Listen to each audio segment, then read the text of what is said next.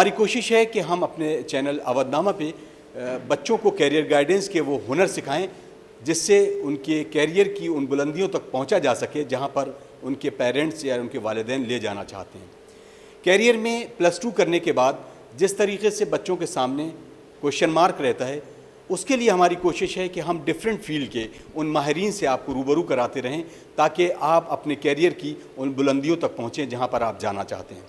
आज हम मौजूद हैं unity PG law and degree college में, जिसमें हम मुख्तलिफ़ फील्ड में उनके माहिरीन से गुफ्तगू करेंगे और आपको वो हुनर बताएंगे कि कैसे आप एक बेहतरीन लॉ ग्रेजुएट, कॉमर्स ग्रेजुएट और मैनेजमेंट ग्रेजुएट और या पीजी करने के साथ साथ अपना कैरियर बना सकते हैं।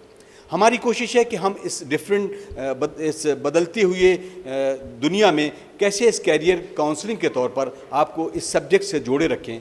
उम्मीद करते हैं नाज़रीन आप हमसे जुड़ेंगे भी और हमारे इस चैनल को सब्सक्राइब करेंगे ताकि ये भी लोगों के लिए एक मिसाल राह हो जाए। नाज़रीन आदाब, मैं आपका मेज़बान अतहर काज़मी, प्रोग्राम नई राहें मैं आपका खैर मकदम करता हूँ। हमारे प्रोग्राम उन बच्चों के लिए है कि जो कैरियर के गाइडेंस में अपनी दुश्वारियों का सामना करते हैं और शायद इस वजह से भी इस प्रोग्राम के लिए हम आपके सामने रूबरू हुए हैं क्योंकि आपके पेरेंट्स शायद वो अपने उन बच्चों के लिए कैरियर की उन बुलंदियों तक पहुंचाने के वो ख्याल और ख्वाब तो ज़रूर रखते हैं लेकिन उनको सही गाइडेंस नहीं दे पाते हैं। ऐसे में एक मेंटर, एक टीचर, एक गाइड कैसे बच्चे को काउंसिल करता है और उसको उस फम तक ले जाता है जहाँ की राहें खुलती हैं और एक नई राहों में एक नई मंजिल को तलाश करते हुए वो अपने कदम को आगे बढ़ाता है।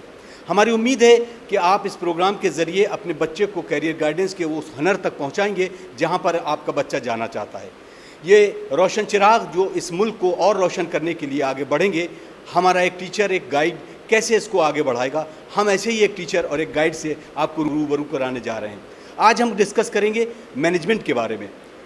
मैनेजमेंट के बारे में अगर बात की जाए तो हर ज़िंदगी का हर कोना किसी भी मैनेजमेंट से खाली नहीं होता है। चाहे टाइम मैनेजमेंट की बात करें, चाहे फाइनेंस की बात करें, चाहे मार्केटिंग की बात करें, ज़िंदगी के हर शोबे में मैनेजमेंट काम आता है। और सबसे इम्पॉर्टेंट पहलू होता है कि इंसान अपने टाइम को कैसे मैनेज करता है। इसी सब पहलू को लेकर एक कोर्स बनाया जिसको हम ग्रेजुएट के तौर पर BBA कहते हैं और मास्टर के लिए MBA करते हैं। एक टीचर कैसे सोचता है कि उसको काउंसिल की जाए उस बच्चे के लिए कि उसके अंदर वो हुनर पाए जाते हैं कि वो मार्केटिंग या सेल्स की तरफ जाए और एक बेहतरीन मैनेजमेंट और एक बेहतरीन मैनेजर बनकर उभरे। हम बात कर रहे हैं इस टॉपिक पर और हमारे साथ unity PG college and law college की एक टीचर हमारे साथ हैं, डॉक्टर ताहिरा अख्तर साहिबा, जो आज हमें बताएंगी कि MBA या BBA करने के लिए उस बच्चे के अंदर कौन कौन से हुनर या कौन कौन से गुण पाए जाते हैं ताकि बच्चा ऑप्ट करे अपना कैरियर और उन बुलंदियों तक पहुँचे। आइए उनका खैर मकदम करते हैं। बहुत बहुत खैर मकदम और बहुत बहुत स्वागत हमारे इस चैनल पर। पहला सवाल ये है कि आप थोड़ा सा अपने बारे में बताएं।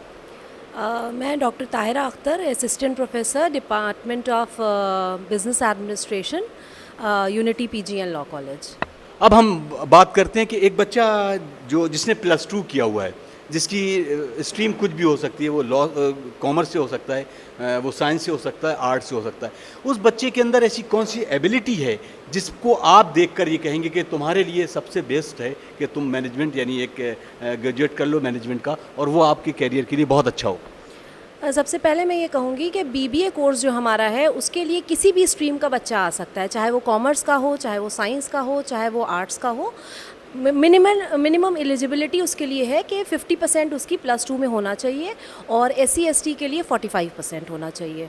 और BBA जो है हमारा एक बैचलर कोर्स है बिज़नेस एडमिनिस्ट्रेशन में, जिसको करने के बाद बच्चा जो है वो प्रोफेशनली बिल्कुल फ़िट हो जाता है और उसमें वो एंटरप्रेन्योर बन सकता है, मैनेजर बन सकता है, फाइनेंशियल एडवाइज़र बन सकता है, कमोडिटी ट्रेडर बन सकता है और मार्केटिंग में भी वो जा सकता है। उसके बाद BBA करने के बाद वो फुल फ्लेज्ड एक प्रोफेशनल करियर के लिए बिल्कुल तैयार होता है। और सबसे बड़ी बात यह है कि अगर बच्चा MBA करना चाहता है तो उसके लिए बेस्ट ऑप्शन है कि वो पहले BBA ऑप्ट कर ले, उसके बाद वो। और BBA के लिए गवर्नमेंट ऑफ उत्तर प्रदेश ने समाज कल्याण के थ्रू आपकी स्कॉलरशिप वगैरह भी बच्चों के लिए अवेलेबल करवा रखी है। अच्छा, हम उन पेरेंट्स के लिए भी एक मैसेज के तौर पर पहुंचाना चाहते हैं कि जैसे कि बच्चे के माँ बाप को पता ही नहीं होता है कि अभी इसमें BBA के सब्जेक्ट के बारे में, तो उनको आप क्या मैसेज देंगे कि अगर हम उनको रूट से बताएं कि बीबीए एक ऐसी फील्ड है कि जिस पर कोई लिमिटेशन नहीं कि एक बच्चा कहाँ तक किसी कंपनी का सीईओ भी बन सकता है। तो उनके लिए क्या मैसेज होगा? लोग अभी बीबीए के लिए अवेयर नहीं है। वो ये सोचते हैं कि बच्चे को एमबीए करवाना है, उसके पहले बस ग्रेजुएशन करवा दें, चाहे वो बीकॉम हो चाहे वो बीएससी हो। लेकिन बीबीए में स्ट्रॉन्ग फाउंडेशन हो जाती है बच्चे के लिए, तो वो एमबीए उसके लिए टफेस्ट नहीं होता है। और दूसरी चीज़ ये, जैसे हमारा कॉलेज है यूनिटी पीजीएन लॉ कॉलेज, वहाँ पर एक प्लेसमेंट सेल इस्टेब्लिश कर रखा है और उसके अंदर बहुत सारी कंपनीज़ आती हैं। जैसे आपकी टीसीएस है, इस बार आई, एचसीएल है और बजाज अलायंस है। वहाँ पर बच्चों को आसानी से रिक्रूटमेंट हो भी जाता है। बीकॉम के बाद इतना जल्दी जो है वो बच्चे को रिक्रूटमेंट नहीं मिल पाता है, लेकिन बीबीए के बाद बच्चा जो है वो आसानी से किसी भी कंपनी में फाइनेंशियल एडवाइज़र या आपका खुद का अपना बिजनेस सेटअप कर सकता है। डॉक्टर ताहिरा, अगर हम एक और सवाल जो है कि बच्चा जैसे कि ग्रेजुएशन के बाद अगर चाहे तो वो किसी भी मल्टीनेशनल कंपनी में अपनी सर्विस दे सकता है। उसके बाद अगर वो अपने एकेडमिक को सुधारना चाहता है, उसको बढ़ाना चाहता है, मसलन एमबीए करना चाहता है, तो एक वर्किंग के लिए एमबीए कितना फ़ायदेमंद होता है और यहाँ से ग्रेजुएशन करने के बाद कितने साल की उसकी अपनी सर्विस की ड्यूरेबिलिटी वो होती है कि ड्यूरेशन वो इतने साल करने के बाद एमबीए करे? जी, बीबीए करने के बाद अगर बच्चा जो है वो किसी कंपनी में उसने जॉब शुरू कर दी है करना, तो वो एग्जीक्यूटिव एमबीए कर सकता है या सिंपल डिस्टेंस लर्निंग एमबीए कर सकता है। उसके लिए 2 साल का इंडस्ट्री एक्सपीरियंस चाहिए होता है। और बहुत सारे इंस्टीट्यूट ऐसे हैं लखनऊ में भी, दिल्ली में भी, जो डिस्टेंस लर्निंग एमबीए कोर्स करवा रहे हैं। जैसे आपका आईएएम है, वो एग्जीक्यूटिव एमबीए करवाता है, वो सिर्फ 1 साल का होता है, लेकिन उसके लिए आपका 7 इयर्स इंडस्ट्री एक्सपीरियंस चाहिए होता है।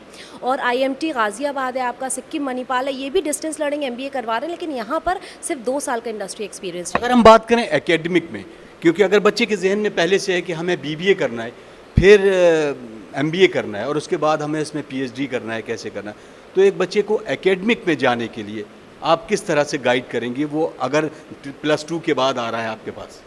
बिल्कुल, उसने बीबीए कर लिया, बीबीए में उसको एक मिनिमम स्कोर करना पड़ता है और बीबीए में बहुत मुश्किल नहीं होता है स्कोर करना, क्योंकि आपका 30% जो है वो इंटरनल एग्जामिनेशन पर बेस्ड होता है और 70% एक्सटर्नल पर बेस्ड होता है। तो बच्चे का आराम से 70-75% वो स्कोर कर लेता है। उसके बाद वो एमबीए करे और एमबीए करने के बाद उसका मिनिमम 55% होनी चाहिए नेट का एग्ज़ाम क्वालिफाई करने के लिए। जो मैनेजमेंट का एग्ज़ाम होता है, यूजीसी करवाता है, मैनेजमेंट में पेपर एक होता है आपका नेट का, वो अगर उसने क्वालिफाई कर लिया देन वो असिस्टेंट प्रोफेसर के लिए एलिजिबल हो जाता है। अच्छा, जहाँ ये अगर हम बात करें जैसे कि आईएएम है, वो मास्टर डिग्री नहीं देते हैं, उसमें ख़ास तौर से मैनेजमेंट स्टडी की बात करें तो वो पीजी डिप्लोमा देते हैं। क्या उसके बाद आप एलिजिबल हैं आप पीएचडी के लिए? बिल्कुल, देखिए 2 बॉडीज़ हैं, एक है यूजीसी और एक है एआईसीटीई। जी, एआईसीटीई जो है वो आपको पीजीडीएम की डिग्री देता है, लेकिन उसके बाद भी आप एलिजिबल होते हैं पीएचडी करने के लिए, लेकिन उसका एक कंपटीशन होता है रैट का, रिसर्च एप्टीट्यूड टेस्ट। वो अगर आपने क्वालिफाई कर लिया देन आप पीएचडी उसके बाद कर सकते हैं। ये इन्फॉर्मेशन बहुत ज़रूरी थी। अच्छा, हम फिर उसी टॉपिक की तरफ पलटते हैं। बच्चों के लिए क्या मैसेज होगा कि किस तरीके से अगर आप तैयारी कर रहे हैं, मसलन मोस्टली होता ये है कि हम भी बात करते हैं तो मेडिकल में भी वो एमबीबीएस ग्रेड 1 पे पहुंचते हैं और फिर उसके बाद अगर बीटेक भी करना चाहते हैं तो वो भी आईआईटीज़, इन दोनों पे शफल करने के बाद अगर कोई बच्चा कामयाब नहीं होता है तो उसके लिए, न सिर्फ कामयाब के लिए बल्कि वो बच्चा कि जो शुरुआत से एमबीए की तरफ या मैनेजमेंट की तरफ जाना चाहता है, उनके लिए क्या मैसेज? जो बच्चा एमबीए करना चाहता है कैट क्वालिफाई करने के बाद, उसके लिए ये बेस्ट ऑप्शन है कि वो बीबीए ऑप्ट करे +2 के बाद। बीकॉम के बाद भी वो एमबीए कर सकता है, लेकिन फुल फ्लेश्ड वो एमबीए के लिए पूरी तरीके से तैयार नहीं हो पाता है, बिकॉज जो पेपर्स हम एमबीए में पढ़ाते हैं वही पेपर्स जो है वो बीबीए में रहता है। बस ये रहता है कि थोड़ा सा कम लेवल से बीबीए में पढ़ाया जाता है और एमबीए में जो है वो थोड़ा सा एडवांस स्टडी हो जाती है। तो जो बच्चा एमबीए करना चाहता है कैट क्वालिफाई करके जो है वो एमबीए में एडमिशन लेना चाहता है, तो it is better for them कि they have to take admission in BBA rather than doing BCom और एनी अदर कोर्स। अभी बात कर रहे हैं हम उन बच्चों के बारे में कि जिनकी फैमिली बैकग्राउंड बहुत ही क्राइसिस में है और कहीं ना कहीं वो उस हालात में नहीं है, तो क्या गवर्नमेंट ऑफ इंडिया या गवर्नमेंट ऑफ स्टेट गवर्नमेंट जो है वो किस तरीके से सपोर्ट करती है उन बच्चों के? एक बार अब अगर आपने फ़ीस डिपॉजिट कर दी कॉलेज में, तो उसके बाद एक फॉर्म भरा जाता है समाज कल्याण के थ्रू।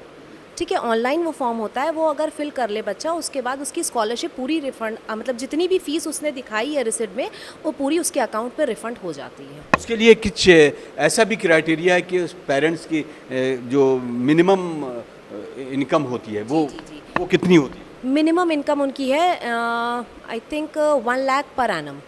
1 lakh per annum. तो क्या इसमें माइनॉरिटीज़ के जो इंस्टीट्यूशन के तौर पर अगर हम देखें उन बच्चों के लिए कि जो माइनॉरिटी से आते हैं उनके लिए स्पेशल कुछ ऐसी स्कॉलरशिप है? माइनॉरिटी डिपार्टमेंट जवाहर भवन में वो प्रोवाइड करता है, और जैसे और भी हैं जैसे टीएमटी है या जो है वजीफ़े सादात है, वो एज सच जो है वो प्रोवाइड करता है। लेकिन समाज कल्याण में तो सारे बच्चे भर सकते हैं, whether they are from SC ST और माइनॉरिटी। बहुत बहुत शुक्रिया इस इन्फॉर्मेशन के लिए। उम्मीद करते हैं कि ये हमारे तमाम उन नाज़रीन के लिए बहुत फ़ायदेमंद साबित होगी। नाज़रीन, हमसे महव गुफ्तगू थी डॉक्टर ताहिरा अख्तर साहिबा, और जैसा कि हम बता रहे हैं कि हम इस प्रोग्राम नई राहों में तमाम कैरियर गाइडेंस के तौर पर आपको वो हुनर बता रहे हैं कि आप पर्टिकुलर सब्जेक्ट को कैसे चूज़ करके अपने कैरियर को बना सकते हैं। उम्मीद करते हैं नाज़रीन आपको ये प्रोग्राम पसंद आया होगा। आप हमारे यूट्यूब चैनल को जुड़े रहने के लिए हमारे चैनल को सब्सक्राइब करें और लोगों तक भी बताएं कि ये इन्फॉर्मेशन आपको सिर्फ अवधनामा चैनल पर मिलेगी। मैं मौजूद हूँ इस वक्त unity PG and law college में, और आज हम डिस्कस करेंगे एजुकेशन के बारे में। यूँ तो हर लम्हा हर घड़ी एजुकेशन की बातें होती हैं, पढ़ाई की बात होती हैं, शिक्षा की बातें होती हैं, नॉलेज की बात होती है।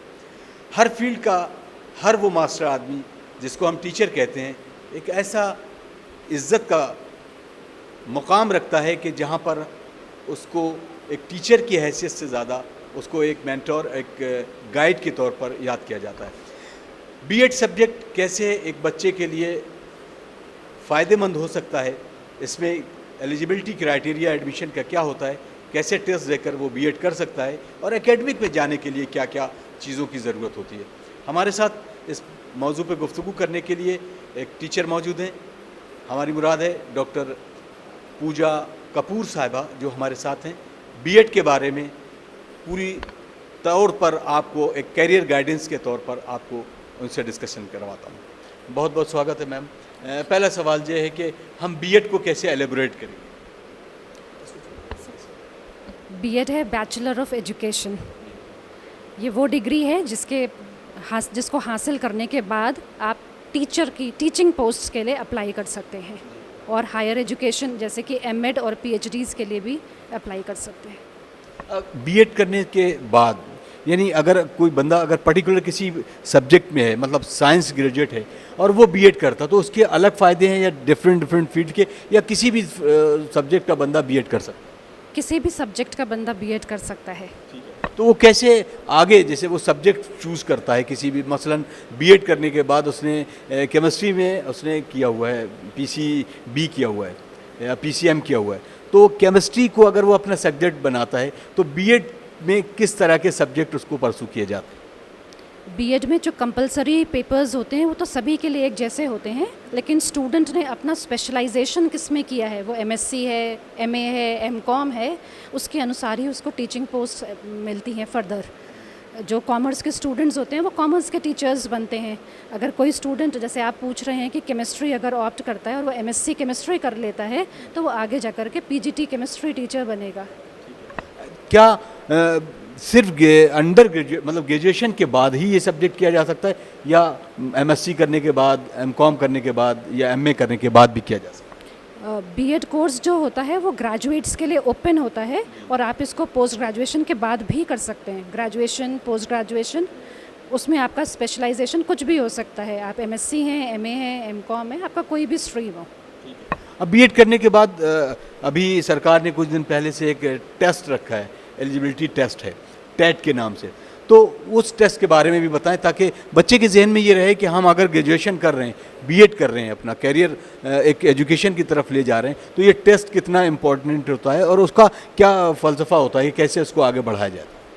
जो टेट और CTET के जो ये रखे गए हैं एलिजिबिलिटी क्राइटेरिया टीचर्स के लिए, ये जूनियर लेवल पर अलग से अप्लाई होते हैं और प्राइमरी पर अलग से होते हैं, और ये B.Ed कोर्सेज करने वालों के लिए भी ओपन है इस समय। तो वो आगे जा कर के सब जो जूनियर्स लेवल पर है और जो प्राइमरी लेवल पर है टीचिंग कर रहे हैं, ये सर्टिफिकेट्स ऑब्टेन कर सकते हैं। क्या कोई इंजीनियरिंग करने के बाद, इंजीनियरिंग है, B.Tech ग्रेजुएट B.Ed कर सकता है?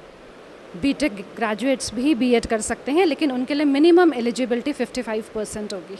अच्छा, तो वो फिर उस फील्ड के लिए वो अपनी एलिजिबिलिटी जो है वो कहाँ पर अपनी सर्विसेज देगा, मतलब वो कौन सा सब्जेक्ट ऑप्ट करेगा जो उसकी कंपलसरी स्पेशलाइजेशन हो? वो फर्दर जैसे स्कूल्स आजकल रिक्वायर कर रहे हैं कि जो उनके साइंस टीचर्स होते हैं वो बीटेक एमटेक इस तरीके से करके आते हैं, तो उनको भी, लेकिन स्कूल में चूँकि टीचिंग करनी है इसलिए उनके लिए बीएड मैंडेटरी होता है। अच्छा, हम एकेडमिक की बात करें, जैसे आपने कहा कि बीएड करने के बाद एमएड करना है और एमएड के बाद अगर पीएचडी परसू करते हैं तो क्या किसी यूनिवर्सिटी में एग्ज़ाम के थ्रू जाया जा सकता है पीएचडी के लिए, या आप कैसे भी एनरोल कर लें और उसके बाद पीएचडी कर लें, या कोई पर्टिकुलर ऐसा एग्ज़ाम है कि जो ख़ास तौर से पीएचडी के लिए किया जाता हो? जो बच्चे बीएड करके निकलते हैं वो एमएड के लिए वेरियस यूनिवर्सिटीज़ में एंट्रेंस के लिए अप्लाई करते हैं और एमएड करने के बाद वो पीएचडी के लिए एग्ज़ाम दे सकते हैं जो कि यूजीसी नेट द्वारा करवाया जाता है। तो उसमें अगर वो जेआरएफ होते हैं तो उनको रिसर्च फेलोशिप्स पर लिया जाता है और डिफरेंट यूनिवर्सिटीज़ भी अपना पीएचडी के लिए एंट्रेंस प्रोग्राम्स करवाती है। क्या कुछ इस तरह से है कि वो अगर टीचिंग को नहीं ऑप्ट करता है बीएड करने के बाद तो उसका खुद का कैरियर वो अपने स्कूल जैसा खोलता है, तो वो खुद अपने स्कूल में क्या टीचर या प्रिंसिपल की पोस्ट को ऑप्ट कर सकता है? बिल्कुल कर सकता है। बच्चे यहाँ के जो खुद के प्रोडक्ट्स हैं, यहाँ के इसी कॉलेज के उनके खुद के स्कूल्स रन कर रहे हैं आप ही के शहर में। जैसे आप सेंट जोसेफ एकेडमी जाइए तो वो भी यहाँ के सेकेंड बैच के प्रोडक्ट हैं, तो वो अपना स्कूल भी रन करते हैं। लेकिन एज अ प्रिंसिपल अगर वो अपनी डेजिग्नेशन वहाँ पर लेते हैं तो फिर उनको एमएड होना ज़रूरी होता है।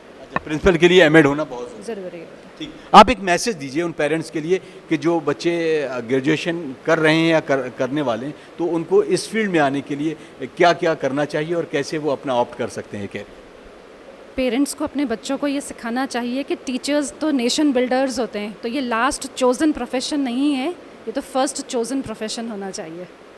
चलिए, ये आपने बहुत कम शब्दों में, कम लफ्ज़ में एक पूरी बात कह दी जो एक हिस्ट्री बन सकती है।